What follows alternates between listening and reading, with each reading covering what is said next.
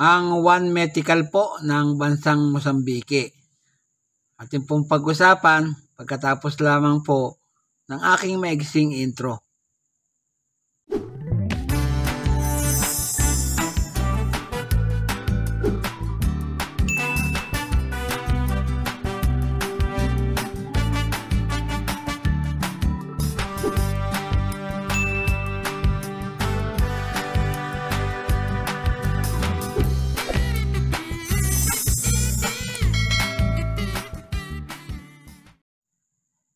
Magandang araw sa kapwa ko Pilipino dito sa Pilipinas at sa mga OFW.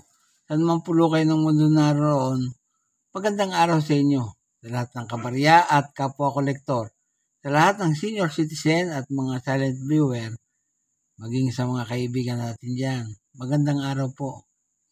Meron po tayong coins dito ngayon. Ang One Medical ng bansang Mozambique. Yan po. Pag-usapan po natin. Sa obverse na bahagi po ay makikita natin ang kanilang central bank logo sa bandang gitna. Yan po. At ang legend na nakapaikot ay nagsasabi ng Banco de Mozambique. Yun. Yung sinasabi natin Mozambique pero ang nakasulat Mozambique. Ayan po. Tapos po ang petsa ng pagkakagawa sa bandang ilalim. 2006. Yan. Sa reverse na bahagi naman ay makikita natin sa bandang kaliwa ang kanyang value. Yan.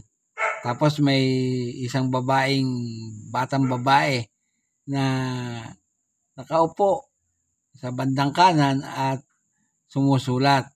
Yan po. Ang script po niyan ay Latin. Yan nga po ay makikita natin sa bandang kaliwa ang kanyang value, one medical. Yung pong medical sa ilalim. Ang engraver po ay si Michael Guilfoyle. Yan po. Ang edge po niyan ay smooth. Yan. Ginawa po yan sa Royal Mint, Landrisan, United Kingdom.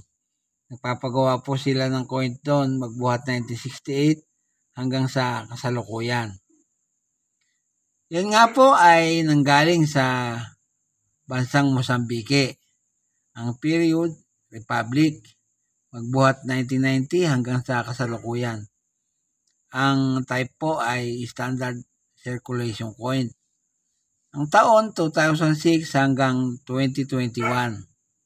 Ang value nga po ay one medical na kung i-convert sa Philippine peso ay 0.89 pesos. Yan po, 0.89 o 89 centimos. Ang currency po, new medical. Magbuhat 2006 hanggang sa kasalukuyan.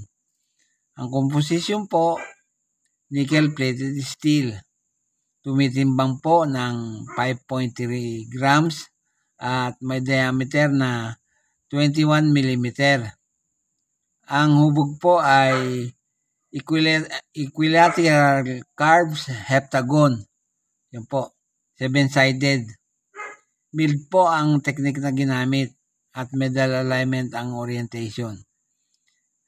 May number po na N number 3122 at reference number na KM number 137, comma school number 83.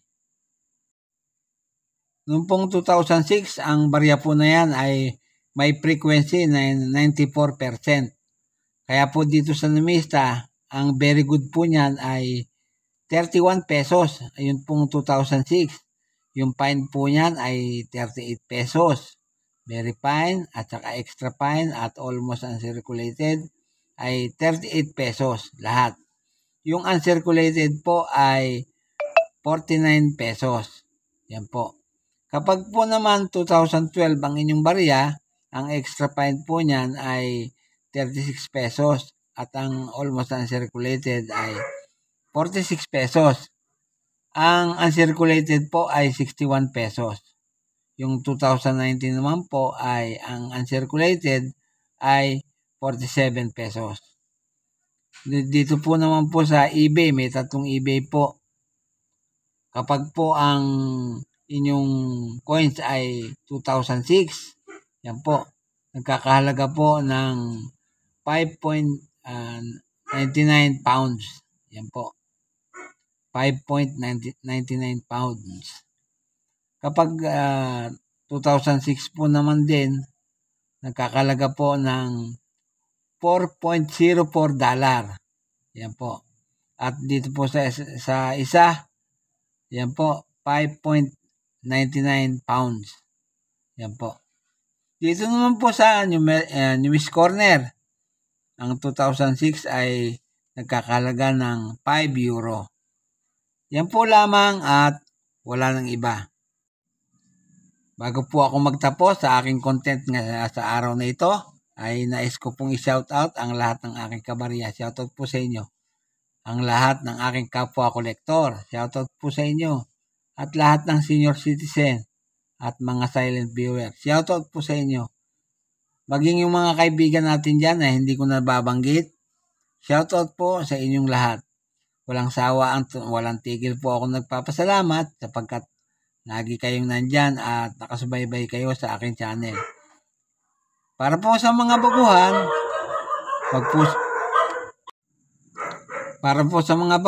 wag po sana ninyong makalimutan na mag-subscribe. Pakipindot na rin ang notification bell para lagi kayong updated sa tuwing may bago akong content. I-like at pakishare na rin po ang video ko. At sa huli, ay masabi kong mabuhay tayong lahat.